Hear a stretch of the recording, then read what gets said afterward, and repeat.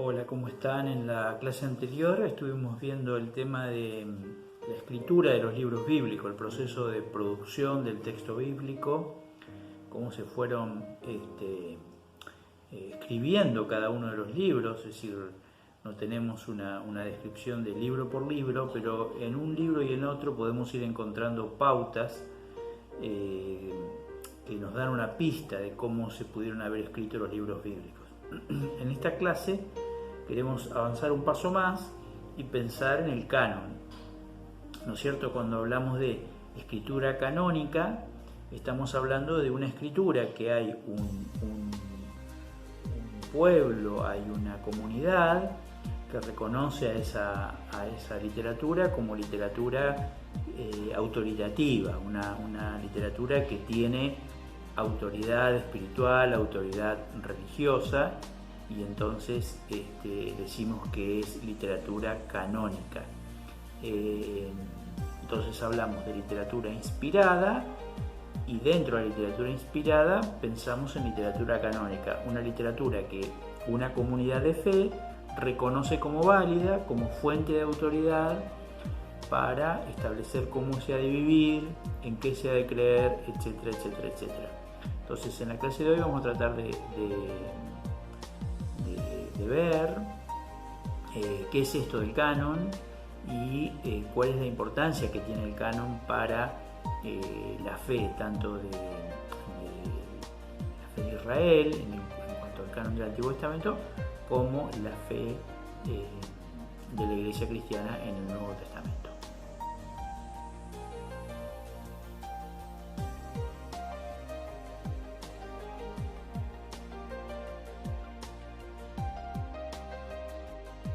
Cuando pensamos en el canon del Antiguo Testamento tenemos que pensar que es, bueno, como ya dijimos, un proceso muy largo de redacción, ¿no es cierto? Estamos hablando en este caso de miles de años. Y también tenemos que pensar que no era voluntad de Israel cerrar un canon, es decir, la estructura canónica es algo que los textos adquieren con posterioridad. En realidad el pueblo leía un montón de libros que consideraba sumamente valiosos, sumamente importantes, pero todavía no se le había dado ese sentido de canon cerrado, digamos, ¿cierto? En el Antiguo Testamento es muy claro que esa primera parte del canon, que es la Torá y que es la parte más importante para Israel, es probable que haya sido la sección de la Biblia hebrea, de lo que hoy llamamos el Antiguo Testamento, que más rápidamente alcanzó un estatus canónico. Más allá de que no se hubiera cerrado el canon, es muy probable que para la época de la monarquía buena parte de la Torá estuviera finalizada en su redacción, y sin duda para el tiempo del exilio ya la Torá tenía muy probablemente la forma que hoy la encontramos, ¿no es cierto? Y claramente era fuente de inspiración para los profetas, para los salmos y para la producción de escritura y teológica posterior. Sin duda los profetas empezaron a ser reconocidos como libros de autoridad, justamente también en el tiempo del exilio, donde allí quedó muy legitimada la palabra profética. Y la tercera parte del canon hebreo, que es la parte de los escritos, tuvo una consolidación más tardía. En el libro de Eclesiástico, que es un libro de alrededor del 150 a.C., es la primera vez que aparece en un texto hebreo la triple división del canon del Antiguo Testamento: la Torá, los profetas y los escritos, ¿no es cierto? La ley, los profetas y los escritos, la Torá, los Nevi'im y los Ketuvim. Es interesante que esta triple división también aparece mencionada por Jesús en en el Evangelio de Lucas, ¿no es cierto? En el capítulo 24 de Lucas, cuando Jesús dialoga en el camino de Maús y luego en la casa, digamos, en ese evento del camino de Maús, Jesús menciona la división tripartita, ¿no es cierto? Dos veces, una vez aparece Moisés y los salmos, ¿no es cierto? Porque los salmos parece que por bastante tiempo llegaron a ser un sinónimo de los escritos. Claramente fue en esa tercera parte del canon hebreo el libro que de alguna manera representó a todo el cuerpo de escritos, ¿no? Entonces el canon hebreo se conformó con la Torá, lo que para nosotros es el Pentateuco, los 5 primeros libros de la Biblia, luego los profetas, que en el caso del canon hebreo incluyen lo que nosotros llamamos profetas, Jeremías, Habacuc, Isaías, Oseas, etcétera, etcétera, etcétera, pero también incluye los libros que nosotros llamamos históricos, Samuel, ¿cierto? Reyes. ¿Por qué? Porque el pensamiento hebreo descubre allí, más que una historia, una mera historia contada, una acción profética, una acción de la palabra de Dios en la historia, ¿no es cierto? Entonces esos libros también son clasificados como proféticos. Y en la tercera parte del canon hebreo se colocaron todos los libros que no entraban en las otras dos, ¿no es cierto? O libros poéticos, libros sapienciales, algunas narraciones breves como Ruth, como Esther, ¿no es cierto? Algunos libros que no fueron entendidos como proféticos, o porque tuvieron una redacción más tardía, como Daniel, fueron colocados en esta tercera sección. El libro de Crónicas también está en esta tercera sección, pero el pueblo de Israel no cerró el canon hasta la era cristiana, ¿no es cierto? Justamente el cierre del canon hebreo, la idea de que la comunidad judía empieza a decir estos son los libros autoritativos, recién se produce alrededor del final del primer siglo de la era cristiana, es decir, 100 y algo de años de la era cristiana. Allí hay una serie de decisiones que llevan a decir, bueno, estos son los libros. Básicamente esto se produce por dos razones: por la aparición de una literatura cristiana escrita por judíos, como el apóstol Pablo, por ejemplo, que ponían en entredicho la interpretación canónica justamente sobre la Torá, la ley, la llegada del Mesías, etc. Y también la caída de Jerusalén en el año 70 y la consecuente dispersión del pueblo hicieron más necesario todavía tener un cuerpo de escritos claramente diferenciados. La Iglesia cristiana lo que va a hacer es heredar el canon proveniente del mundo judío, del mundo hebreo. El canon del Antiguo Testamento va a ser heredado por la Iglesia con algunas diferencias, ¿no es cierto? Porque en la comunidad judía va a haber una diferencia entre aceptar o no los libros de la época helenística, ¿no es cierto? Alrededor del 250 para adelante, hacia el presente, empieza a desarrollarse toda una literatura en un contexto helénico, en un contexto griego, una literatura judía, pero en griego, pensada, escrita en griego, la literatura apocalíptica y otras narraciones y escritos que las comunidades más asentadas en la lengua hebrea de la zona de Palestina no aceptaban como en un pie de igualdad, y eso generó como dos cánones, un canon más estricto, más pequeño, más reducido, escrito en hebreo, y un canon más amplio con esa literatura de origen helénico. Esa diferencia la heredó la Iglesia, ¿no es cierto? Por eso tenemos en algunas Biblias, sobre todo Biblias que llamamos mal llamadas Biblias católicas, tenemos un conjunto de libros que llamamos deuterocanónicos, es decir, que entraron más tarde al canon. Hubo épocas en que en las iglesias protestantes se aceptaba estos libros para la lectura. Hubo corrientes que no lo aceptaron así, pero entonces quedaron como un canon amplio con los deuterocanónicos y un canon más pequeño con sin los deuterocanónicos, pero en ambos casos ese canon se heredó del mundo hebreo.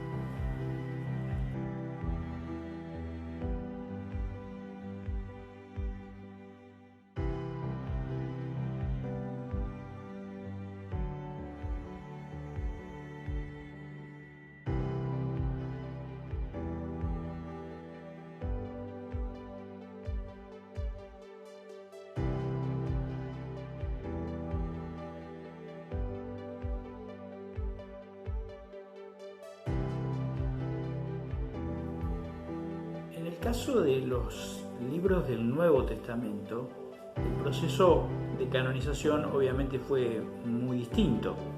El proceso de escritura, como vimos, es otro, más breve el periodo, más o menos estamos hablando de un periodo de 100 años, quizás un poco menos,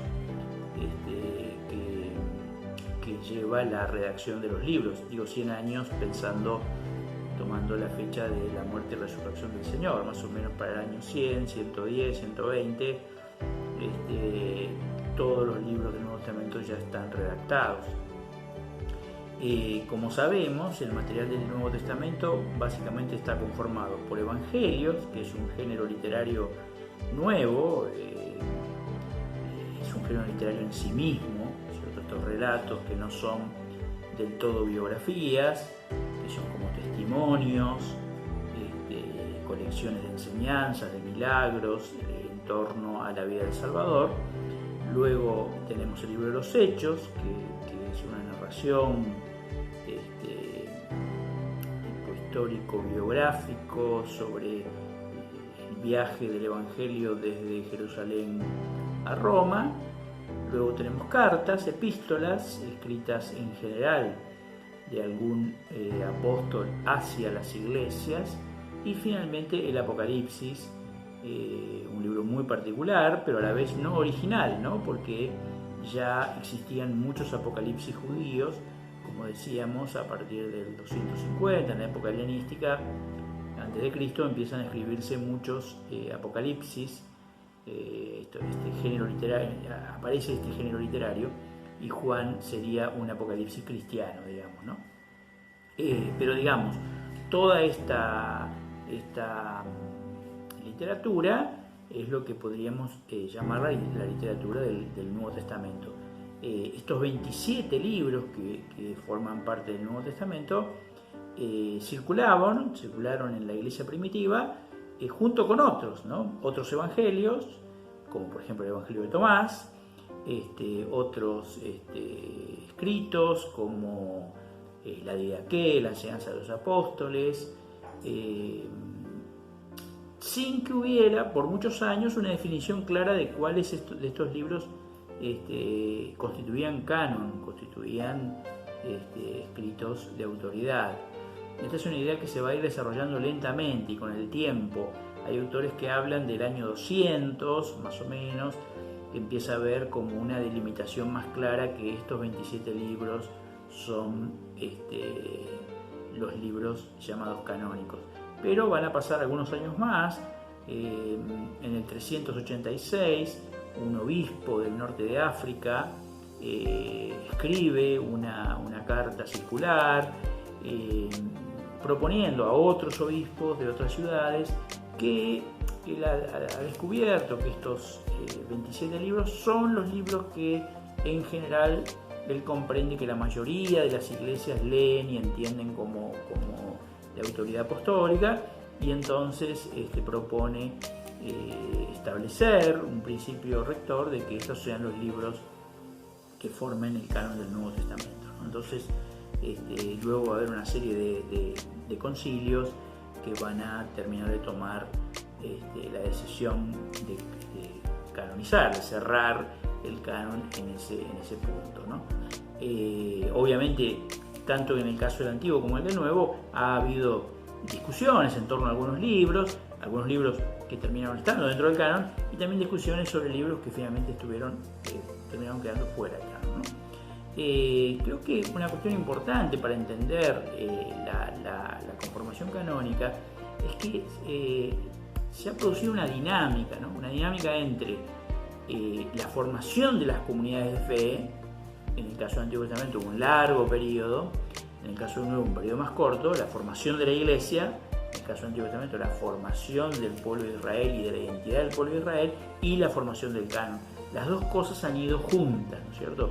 En realidad el canon forma a la comunidad y la comunidad reconoce al canon como la autoridad escritural y espiritual que la ha constituido como comunidad, ¿no? Es decir, no hay un decreto arbitrario generado en algún momento, sino que es más bien el reconocimiento de una comunidad que ha vivido con esos textos, que ha encontrado vida espiritual en esos textos, que ha encontrado dirección de Dios en esos textos y que entonces le atribuye esta autoridad canónica, pero a la vez es ese canon que se ha ido formando y consolidando en ese proceso el que conforma a la comunidad y le da la identidad que tiene, ¿no es cierto? Entonces, finalmente la Iglesia termina teniendo un canon conformado por lo que la Iglesia llama el Antiguo Testamento, que como vimos mayormente ha sido heredado de la comunidad judía hebrea, y un Nuevo Testamento escrito y sostenido por la autoridad de los apóstoles, ¿no es cierto? Ese ha sido uno de los grandes principios rectores para establecer qué era autoridad canónica en el Nuevo Testamento. La autoridad de los apóstoles, de manera directa, en el caso de, por ejemplo, el apóstol Pedro, el apóstol Pablo, o el apóstol Juan, y de manera indirecta en los evangelistas y en el libro de los Hechos, reconociendo la cercanía como discípulos de hombres como Marcos, de hombres como Lucas. De manera que el canon de la Biblia tiene este doble carácter, ¿no es cierto? Los escritos que vienen de la comunidad judía y que tienen su validación sobre todo en la Torá y los escritos de Moisés, porque el resto de la literatura tenía que pasar por el tamiz de la Torá. Ese era el gran principio rector para definir los libros del Antiguo Testamento, y en el Nuevo Testamento la autoridad apostólica de aquellos que fueron testigos presenciales de la vida del Señor Jesucristo, su pasión, su muerte y su resurrección.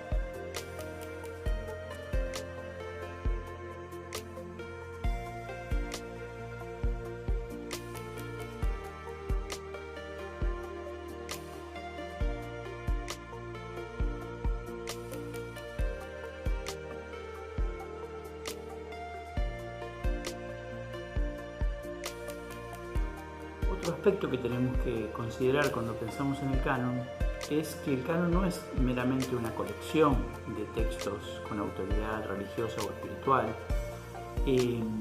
sino que es más bien una trama, una red de textos. A menudo se ha utilizado la imagen de que la Biblia es una biblioteca, y esta es una imagen útil para entender algunos aspectos de lo que es el canon bíblico, pero sin duda es una imagen incompleta, porque si las escrituras fueran meramente una biblioteca, no necesitamos esperar una conexión intrínseca entre los textos, porque cada texto en una biblioteca tiene su valor por sí mismo, más allá de los textos que acompañan en esa colección. Pero esto no es para nada la realidad de la Biblia. La Biblia es una red de sentido. El canon construye sentido al estar en el canon, cada libro. Cada uno de los libros establece una conexión con otros, infinitas conexiones. No solo las conexiones más obvias, por ejemplo el citado de narraciones o de textos o de ideas que aparecen una y otra vez entre los libros bíblicos, sino patrones, alusiones, imágenes, metáforas, memorias, tipos y antitipos que van generando una abigarrada trama de sentido. Cada libro no solo nos transmite los sentidos que ese libro porta, sino también material para entender los mensajes de otros libros. De manera que el canon es mejor decir que es una red de sentido y una red de textos. Todos los textos que están en el canon están vinculados entre sí. Puede ser que algún libro tenga una conexión más lábil, menos perceptible con otros textos de las Escrituras, pero podríamos hacer la prueba de tomar cualquier texto de las Escrituras y rápidamente descubriríamos la cantidad de conexiones que ese texto establece con otros textos de esa misma red. Y esto es importante porque también le da mucha credibilidad y consistencia al canon de las Escrituras. Los libros no están colocados en el canon de una manera arbitraria o accidental, sino que también están colocados en el canon con un propósito, que puede ser diverso ese propósito, ¿no? Por ejemplo, los evangelios sinópticos están colocados juntos de manera de generar un paralelo perfecto entre las tres narraciones de Mateo, Marcos y Lucas, y luego un enriquecedor contraste con el Evangelio de Juan. Los salmos, los proverbios y otros libros sapienciales a la mitad del canon nos otorgan ese proceso reflexivo de la Torá que ya se había producido, y vienen después de los relatos históricos donde vemos el fracaso de Israel para llevar adelante el propósito de Dios. Los profetas, hacia el final del canon del Antiguo Testamento, por un lado revisan la historia de Israel y muestran la voz de Dios que una y otra vez le recuerda al pueblo que se ha alejado de él y que ha perdido el eje de su fe, pero al mismo tiempo llevan el mensaje del Antiguo Testamento a su cumbre teológica y espiritual.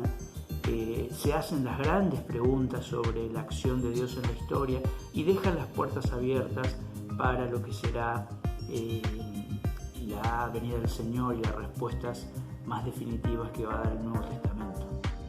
De manera que casi no podemos leer ningún texto de las Escrituras sin sentir las voces, sin sentir los ecos, sin sentir los sentidos que otros textos de las Escrituras nos dan.